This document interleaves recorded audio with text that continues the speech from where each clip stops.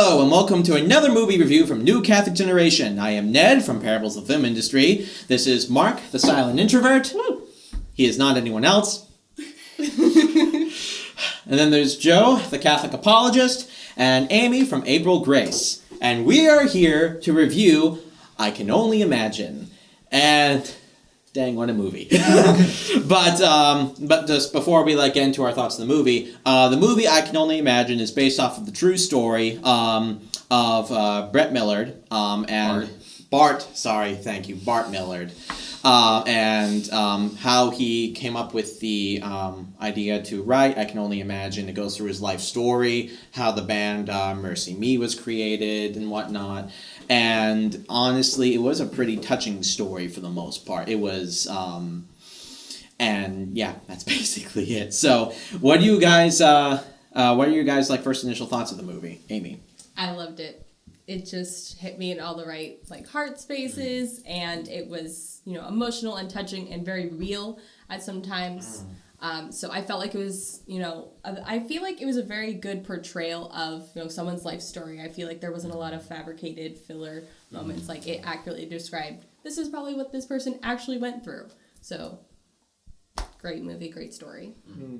Yeah, I thought, I watched this movie and I thought it was really good. At first I was a little concerned that I was watching the movie. I was like, okay, it's good, but for pacing wise, it didn't seem like there was anything hard hitting for a while until you get towards the real end. So pacing is different from normal movies, I think, but once it got there, it was like, whoa, okay, this is really good. Marc. I loved it. I loved it so much. I saw it twice. It just hit me in all the right, like Aimee said, it hit me in all the right places. As someone who has a creative career goal, it got me from there. It got me from the family aspect. It got me with the humor, the heart, the drama. I really cannot say enough good things about it. I loved it so much. We'll get into the good things later. We shall. Trust me, we shall. Silent introvert? I don't think you're very silent right now. When I find something to say that I like, I say it. I'm loving it. Well, introverts, they speak loudest when they find something they love. I will definitely full-heartedly agree with this. And do you know what? This might shock you, everyone, but this has actually been my favorite Christian movie that I've actually seen. You should have seen him. He cried. He was so emotional. Him. He was he really loved this. Yes. He cried during the movie. Yeah. I loved it. He loved it. I didn't. It was a very, very touching movie. It was, and I was honestly surprised at the quality that was put behind this movie and how well it was made.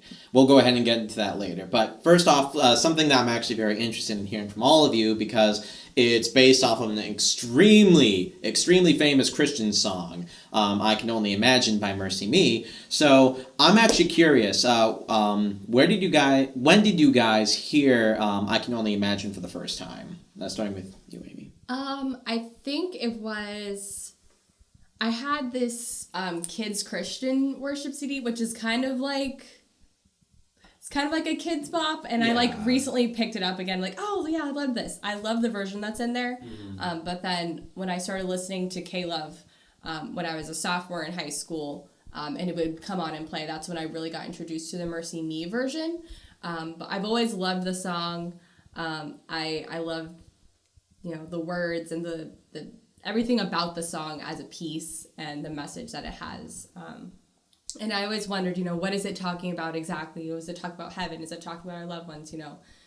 One day it's just, it just really brought me on a good spiritual journey as a song and what it's talking about and really reaching to the heart of Christianity. So.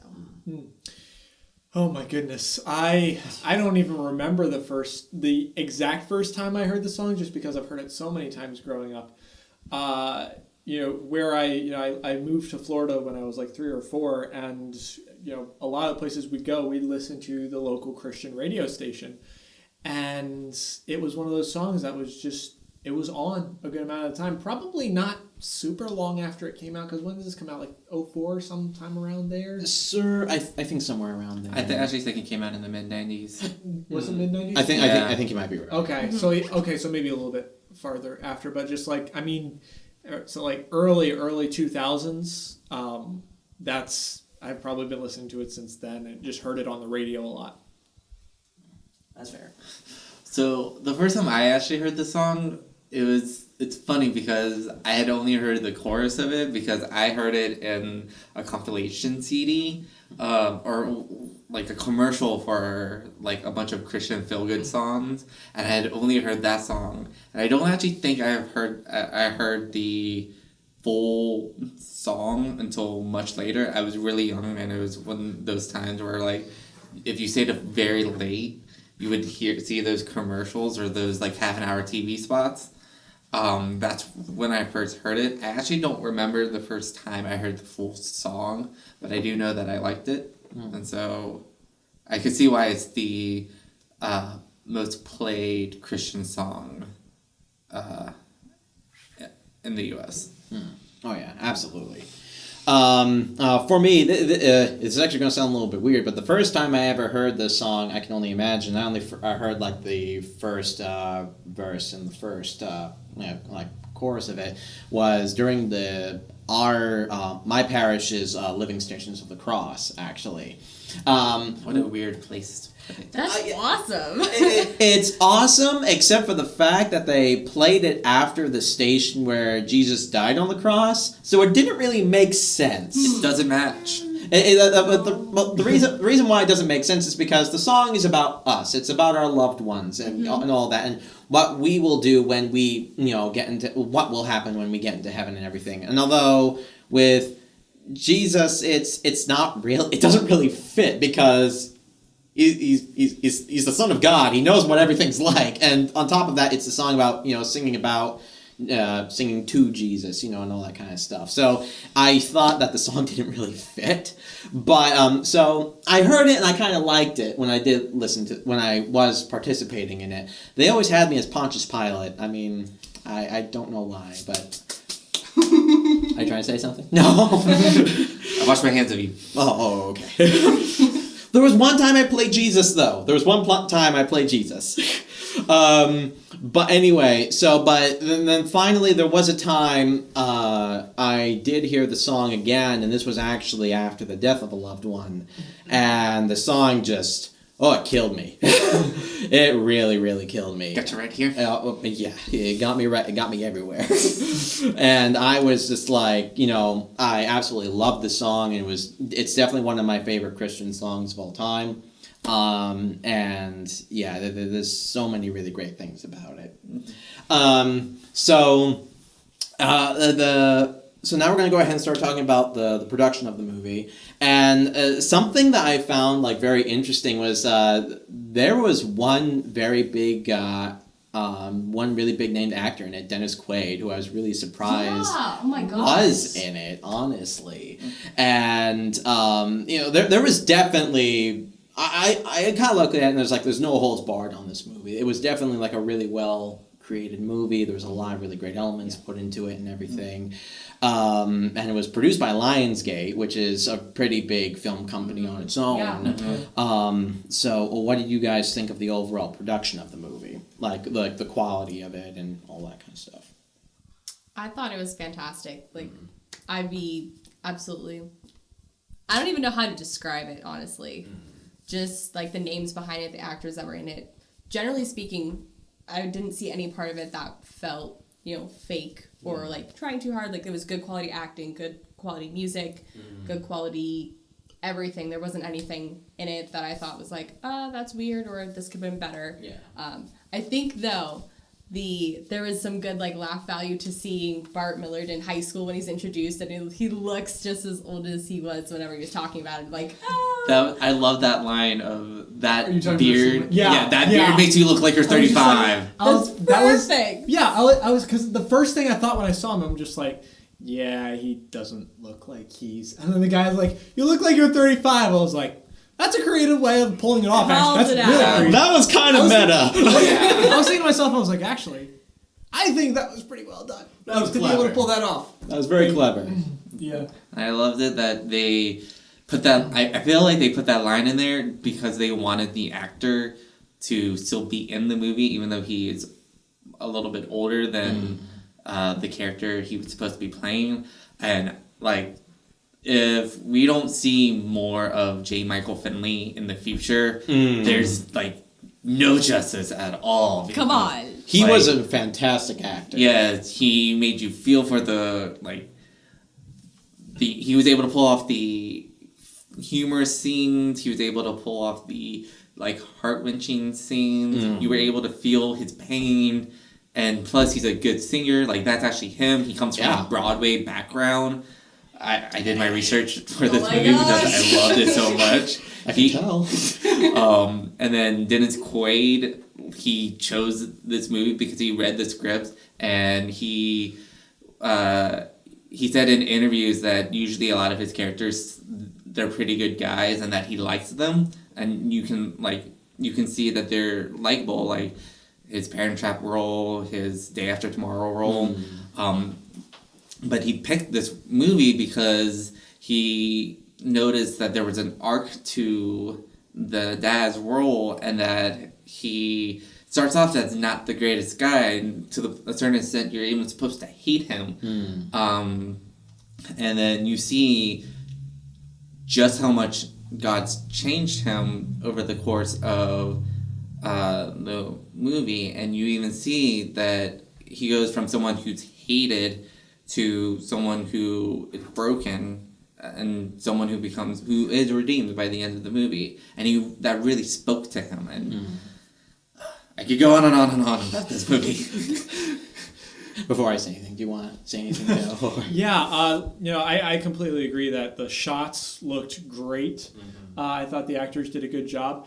Again, my concern, a few little technicalities that aren't a huge deal, but again, I felt that for a while, like they were really slow on kind of bringing in what ended up being super impactful, at least in my opinion, to the point where normally I wait a significant amount past the movie till I write something down like this. Like what I wrote down when I was reviewing the movie was like, okay, like it's a good movie, but like it's not okay, like what am I supposed to be like wowed at here? That was before the big wow factor happened.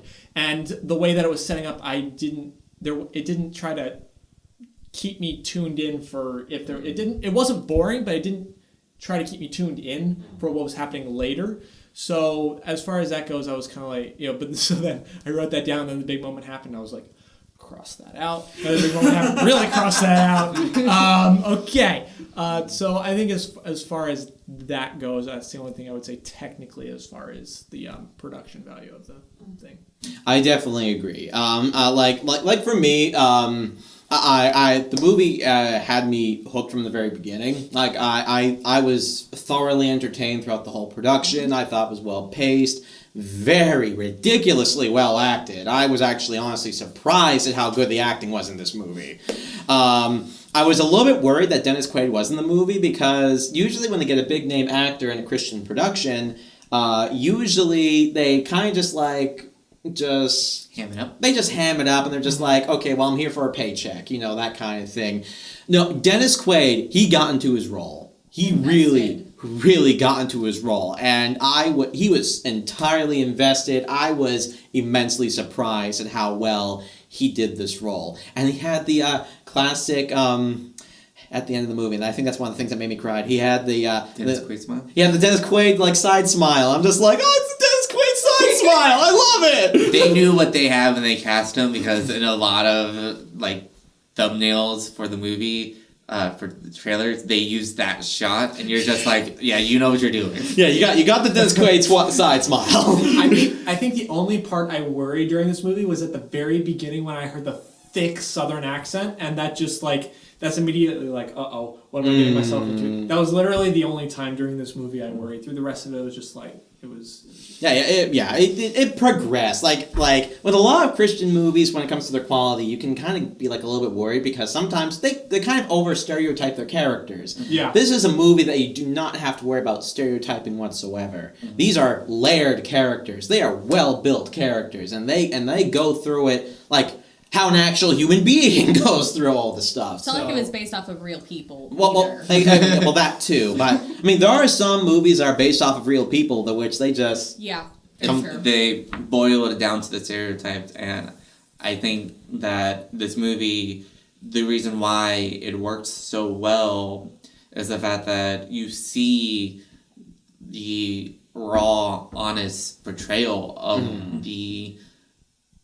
the struggles that these characters go through, and like they don't shy away from it. Like Dennis Quaid hits his son with a plate in the movie. Yeah. I mean, like a lot of other Christian movies would be like, "Don't you dare bring that near our movie." Let's use something else in here. But it's like, no, they didn't shy away from the actual violence. They didn't shy away from the actual like difficulty of the father-son abuse relationship. They didn't shy away from that at all. Mm-hmm. Yeah. Thing that I wish we could have seen more in the movie that I felt was underdeveloped was the band MercyMe. That is fair. I really wish we could have seen, because when he at first is like, oh, I'm gonna leave the band, and then comes back to it and is kind of like, no, we're family, and it's kind of like showing that there's a tight relationship and that it helps. It's super important to him in his journey, but we don't get to see any bit of why. Just like, oh, hey, like when he gets introduced to them, I can sing and do audio stuff.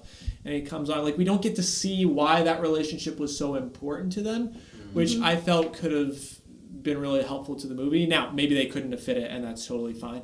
And it doesn't make, just because they didn't have it doesn't make the movie bad. It's just something I wish I could have seen. With the story, I think I can kind of understand that it was more Brett's story or Bart. I'm so sorry. Yeah, Bart's I was actually story. going to comment on that, of the fact that a lot of people know who MercyMe is as a band. I mean, they're very popular.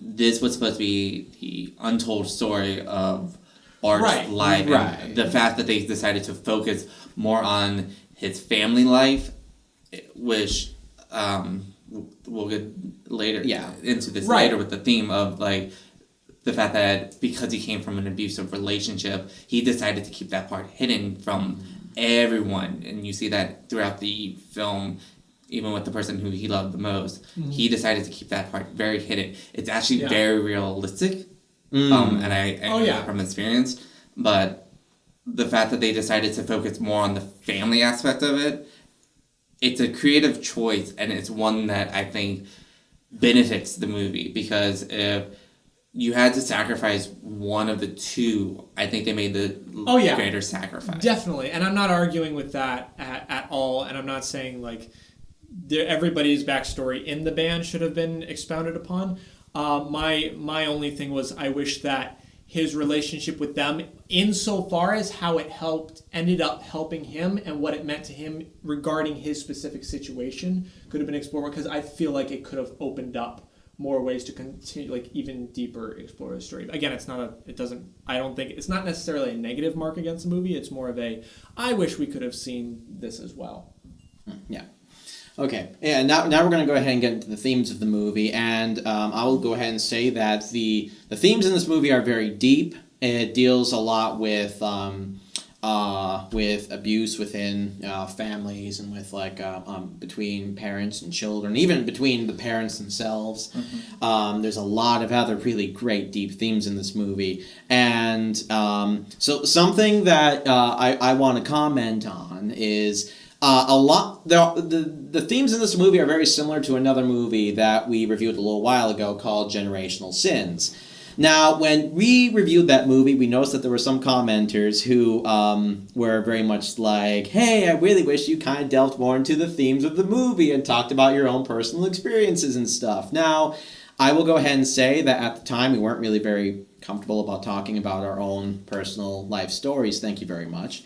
But, we have discussed it, we have planned it out, and honestly, if there's one thing that we really want you guys to know is, how this film was able to impact us on a personal level, so that way you guys know, just why we think it's really good. And so while we're talking about the themes, some of us have agreed to get into a little bit more in depth about why this movie hit us with its themes and whatnot. But I want to ask you commenters to, no matter what you think of the movie, no matter what you think about Christianity, or even whatever you think of us as general people, because, you have all your opinions about all of us in general in different regards and whatever. When we do talk about our personal stories, or some of us talk about personal stories, I just want to ask the commenters to be respectful. Whether you are not or whatever is entirely up to you, but, you heard it from me first. Please be respectful. So we'll go ahead and start with Aimee. So tell us about your themes of the movie. And she's got her paper. So she's ready. I'm actually not ready. Oh, okay. Never mind. She's not ready. But I have to say, halfway through the movie, we had to stop it because it was so emotionally intense, and my heart was just breaking to such an intense moment that I just was like, guys, can we please stop and let me sob for 3 minutes, because I just couldn't, it was just so much. And that part was the part when Bart comes home, he's thinking about just leaving. He had stayed the night at his father's house, and his father comes out, he's making breakfast for him. And so it's really a huge shock to him and seeing, here's my father in the kitchen cooking me breakfast, and, it's really a huge contrast of, this was our relationship and you beat me physically and all of this stuff. And you had also, blamed me for my mother leaving in the beginning, which him watching the moving truck leave, that was the first time I cried. I was like, oh, you poor child. Oh my gosh. And just to see that tense relationship and his father so earnestly, trying to say, I'm not a terrible person anymore. And, just them in that huge tension of, you're trying to make up for it and I'm still hurt because you're acting like nothing happened. And just how, we know things that Bart didn't know at the time, and him finding that out, and just all happening in the span of like 3 minutes it just hit me so hard. I just, my heart just broke, and so did my body because I was crying so hard. But just to see the theme of redemption and growth, and Ned said the characters are all layered, they're based off of real people and real situations, and how redemption and rebuilding a relationship that was crushed and shattered and tainted by trauma and abuse, how it builds and progresses, and it doesn't happen all at once. Just because he, welcomed him into his home and is treating him civilly like a human being doesn't mean that, the shards of glass that, were the tapestries of his life and all the beautiful paintings and stuff, doesn't mean that it doesn't still hurt. It doesn't mean that, this didn't happen, and it doesn't mean that we're okay now.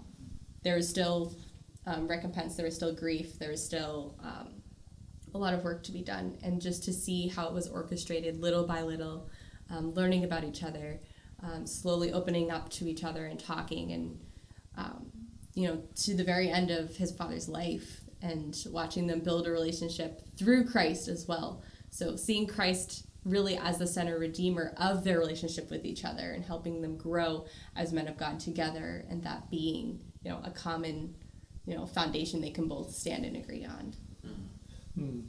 So I mean, everything you said was spot on.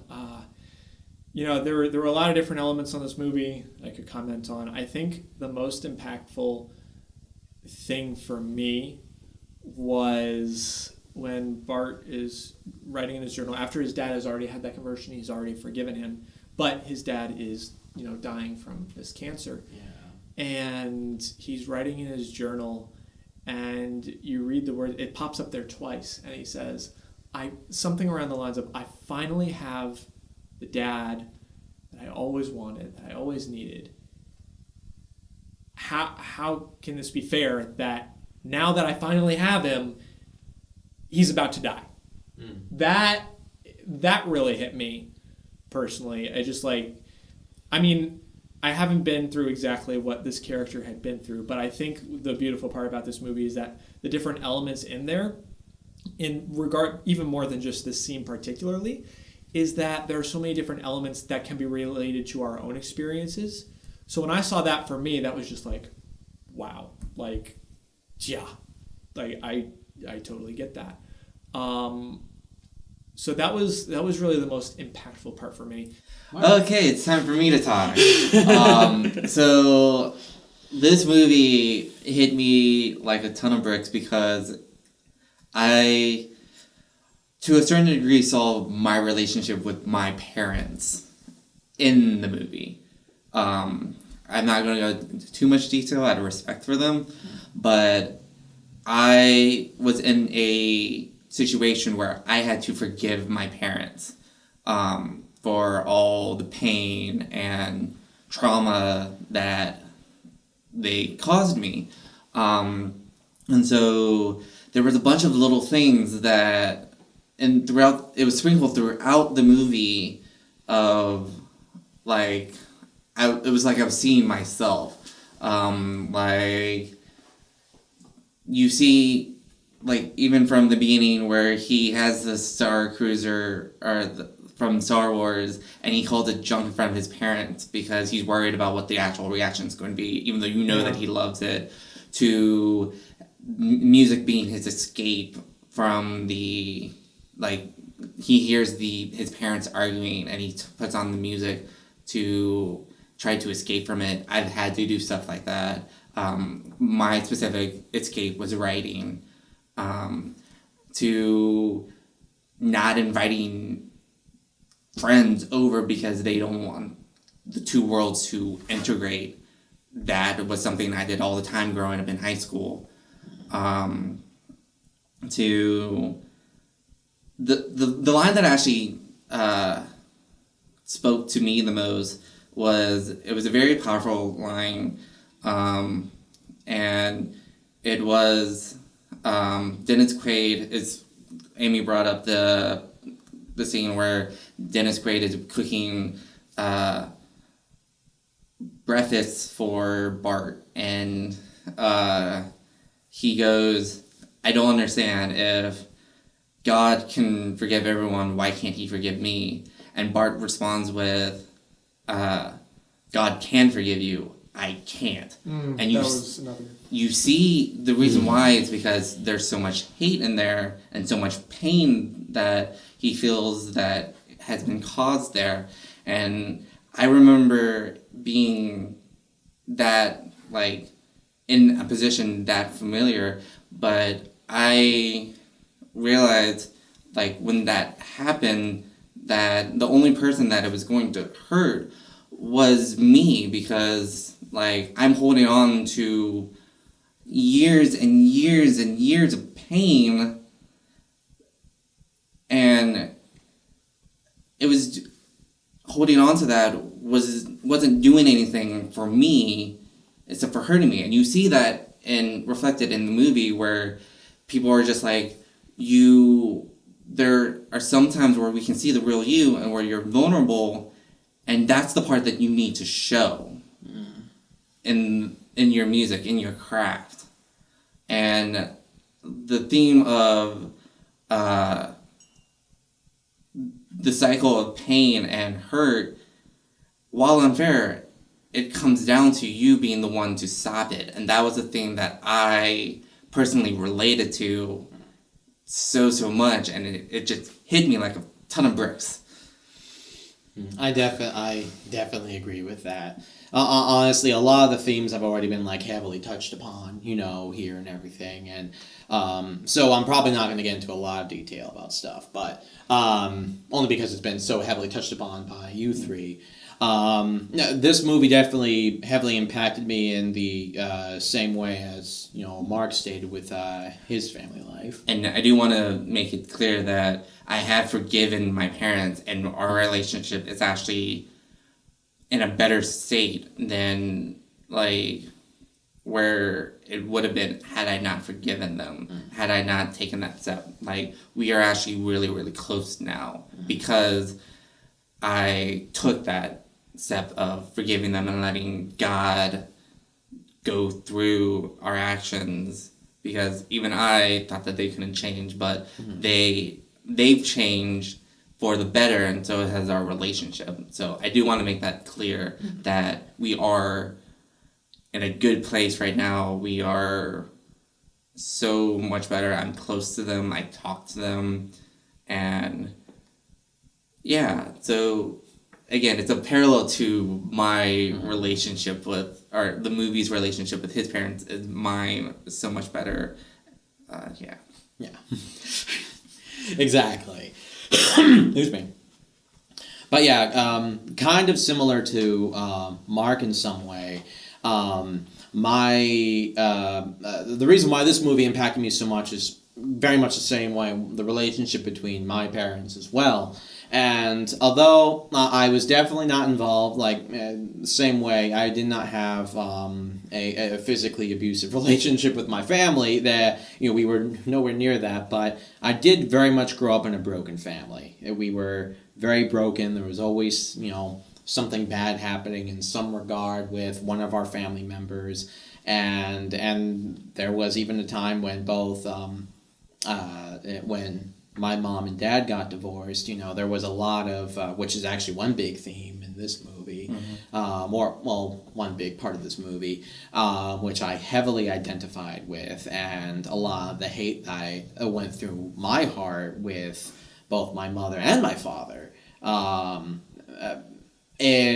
There's a lot of things that when you grow up you really have to realize that they are your parents, and although that they can cause so much hate in your heart for some of the things that they have done on both sides, honestly, you do eventually have to forgive them. And the sad thing is, there are times when even if you forgive them, you will not get that. They will not, ask for forgiveness, and that's honestly that closure. You will not. Yeah, there are times you will never get that closure, and that is something that is honestly incredibly hard with some kids nowadays, or even adults nowadays, like with their parents and their relationships and everything. I'm very happy that in this movie, Bart was able to actually have that closure with his father, and I cried so much during that part because I was just like, dang, but there are, some people out there who will never be able to get closure with their parents, and it's not because they have passed away. Sometimes they, even if they're still alive, they won't get that closure. And once again, to also go ahead and clarify, I do have a good relationship with my mom and my dad right now. Like, we're very good. We talk, decent amount of the time and everything. So, but there were definitely some things that happened between both my mother and my father after the divorce and everything that it was very hard to deal with as a child, and especially as a teenager. But eventually I grew up on that pain, I grew up on that suffering, and I used it in a creative way, just like you, Mark, to be able to go ahead and write stories, write songs, and all that kind of stuff, like what I used to do a lot, honestly. And eventually, through all of that, you kind of grow within your relationship, especially when you start growing a lot more closer to God. Through that suffering, you eventually come to the realization, I really do need to forgive my parents. I really do need to forgive, maybe my friend, maybe these other people who have abused me in some way or another. And even if you don't get that closure, even if they don't forgive you, it is still important for you as a human being to do that. It is incredibly to let go of that pain and that hurt, because that ends up being more harmful for you than anything that they've ever done to you. Exactly. Exactly. So, now we're going to go ahead and wrap up after a lot of our talking. But, so what would you say your final thoughts on the movie are? I think in looking at not just the redemption, but also looking at the cycle, the generational sins and all of that, to go through such a journey, it really was accompanying Bart on his journey through this part of his life, and how something so broken and so traumatic became something so beautiful. You know, only God can be that transformative. Only God can take, you know, such a broken background and make something so beautiful that, you know, I Can Only Imagine is such a well-known and popular song today, and you would have never thought listening to that this is where it came from. And so to have such a beautifully crafted film done that just gives us that beautiful backstory, that takes us on that journey with Bart, to see what so much inspired this song, that it gives me a deeper appreciation for the music. And something that I love so much about it, I was so excited to do this, is because this song, oddly enough, is one that my mom asked me to play at her funeral. And I love the song. I sing along to it all the time, and like I would sing to it for her when she passes away. And it's just so beautiful to just know that this has such a deeper meaning for me now, having watched it, and that it will mean so much more for me to be able to sing along with it for her when that day does come. Yeah, I would say that my final kind of rating on it, as far as how much I liked it, I'd give it a 90. As far as how good of a movie it was, I would give it like a 95. Then finish. I'd say like the most beautiful part of this movie, in the encompassing part about it, I think, particularly with the song, I Can Only Imagine, it may be tempting for some Catholics to try and say that, be like, oh, you know, it's a Protestant song and it's presumptuous, like, oh, I can only imagine, and like the lyrics of the song, I can only imagine what it'll be like when I walk by your side, saying like, I'm definitely going to be in heaven.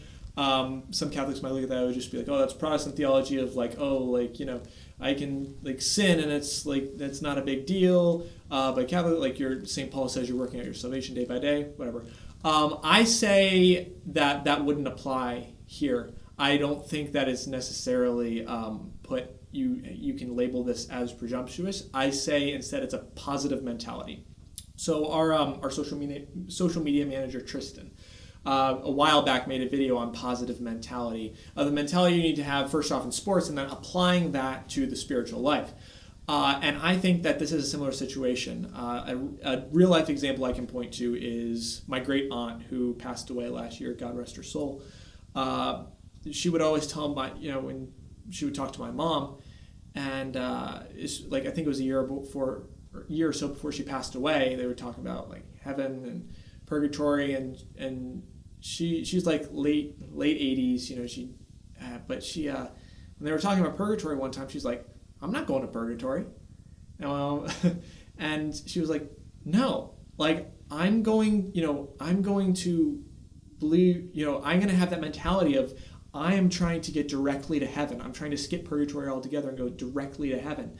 So like having that mentality, helping her to not commit sins in the future. So I say that I Can Only Imagine is a beautiful song, and it can be looked at in such a positive way with such a positive mentality. And the backstory behind this whole thing points to a certain element that Catholics can really get behind, as far as, you know, there is suffering. There are hard things in life that happen.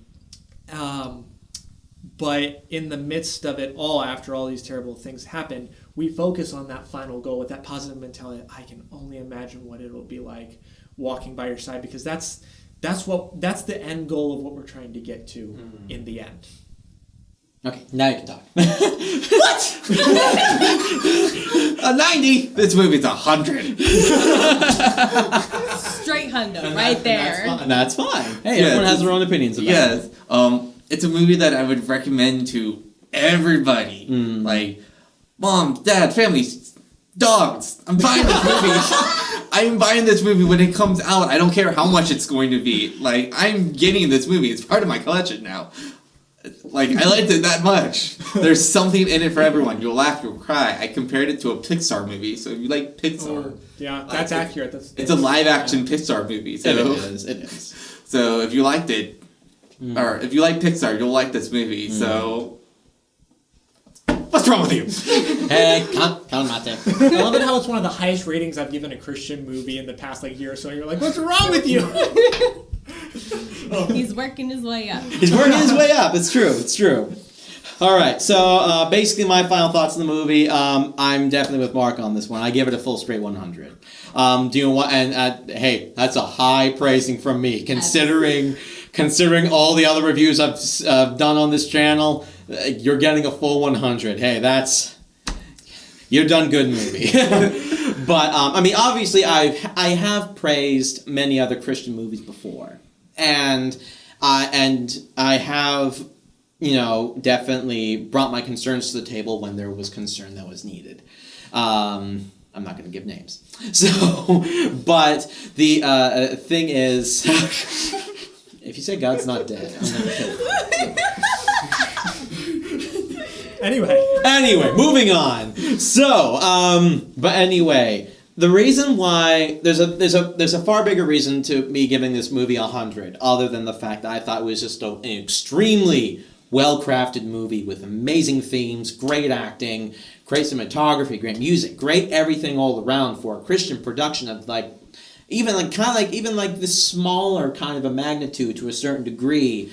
The quality behind it was excellent. And this is something that when I went to go see a pre-screening of the movie at Franciscan University, they were passing out these cards. And basically one of the things to write down was if you could do a one-sentence review of your thoughts on the movie, what would you write down? And I'm serious when I wrote this down. I said, this is what Christian movies should be like. He did. We were there. This is what Christian movies should be like, okay?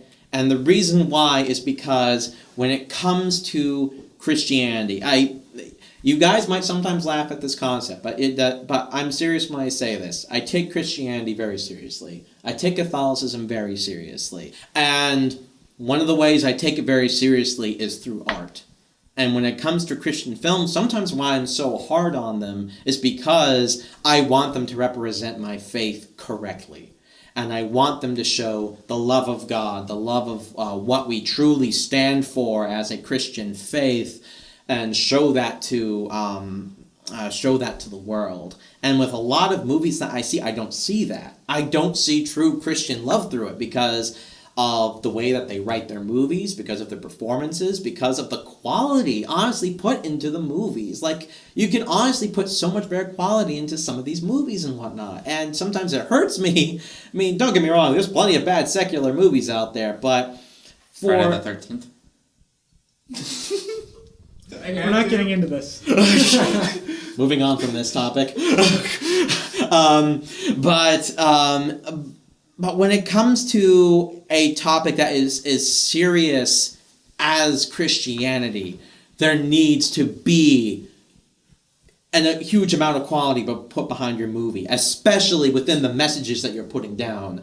Something like Friday the 13th, but like with a lot of secular movies, they don't have a serious message in them. They're just like, fun movies to go ahead and watch. There's, you just watch it, you'll move on, it's that kind of thing. When it comes to Christianity, one of the reasons why I hold them to such a high regard is, and sometimes I'm a little bit harsh on them, is because there needs to be some quality control in these movies. You need to have great messages so that way when a secular audience or even a Christian audience watches these movies, they can watch and be like, you spoke to me. Like, I might not even still not become a Christian or something like that, but dang, your movie spoke to me. And I can get behind the themes in this movie and move on with my life and apply them to myself. When it comes to so many Christian movies that I watch, I don't see that. There's a reason why a lot of Christian movies they just don't resonate with me, because I don't see that kind of message to become a better Christian through them. With this movie, I saw that. I saw that with this movie, there has to be a sense of forgiveness. There has to be a sense of moving on. There has to be a sense of becoming closer to God, forgiving your fellow man, and how the characters were developed and everything. It was just so marvelously well done, and they were so real. That is why this movie gets a full 100% from me. And just like Mark, this is going in my collection. But day one, it comes out on DVD and Blu-ray. I'm getting it on Blu-ray because I'm a Blu-ray snob. I need to see more of that quality, man. But And I'm dead serious. This is definitely probably, I mean, on an entertainment value, Resurrection of Gavin Stone is still extremely high up there, and I still love it. It's probably one of my favorite Christian movies I've seen. But when it comes to a movie of like this caliber, which deals with extreme serious issues, and it does so in a dramatic way, this gets a full 100 for me. And you get my full support in supporting this movie. You heard it here first, folks. Go see this movie! Yes. Go see this movie. I highly recommend it. Go see it. Definitely. All right. This has been New Catholic Generation. God bless you guys. We love you, and we'll see you guys later. Bye. Bye.